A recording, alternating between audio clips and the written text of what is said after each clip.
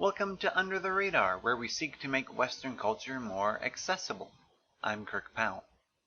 Westerners have a complex relationship with labels. We say that labels, especially when applied to people, are irresponsible and even harmful. Labels have come to be associated in our minds with prejudice. At the same time, we are using all sorts of labels all the time, in almost every aspect of life and field of study.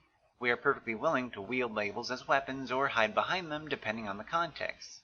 How can this be? How can we insist on the uniqueness of every person and experience while simultaneously hurrying to classify and neatly package everything? Our old friend bureaucratic management could account for the second part, but not so much for the first. I believe there is a factor in Western society that explains both our revulsion toward labels and our ravenous hunger for them.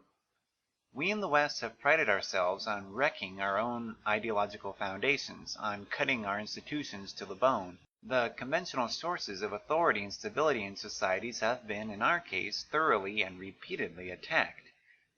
In the modern West, we live in a society that believes itself to have no real foundation left for ideals. Without that foundation, the burden of describing and justifying our beliefs falls on each of us as individuals, but that burden is extremely unsettling. The individualism of the West forces us to stand on our own feet but gives us no ground to stand on. We alleviate that burden by assigning ourselves, other people, our beliefs, and theirs, to convenient categories. I call them convenient because, as we group up with people who are similar to us, the need to justify our ideals is reduced.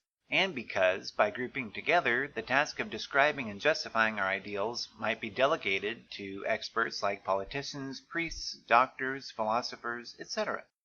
So we end up with a culture where individualism is so strong that we are repulsed by the use of labels, yet the same individualism prompts us to seek shelter and peace of mind in groups with tidy labels. Next time on Under the Radar, we'll talk about censorship, but that might not be for a while. The show is going on a break for December as my wife and I will be moving into a new house for the first week, and by the third week we'll be working out our holiday plans. Thanks for watching, and see you in January.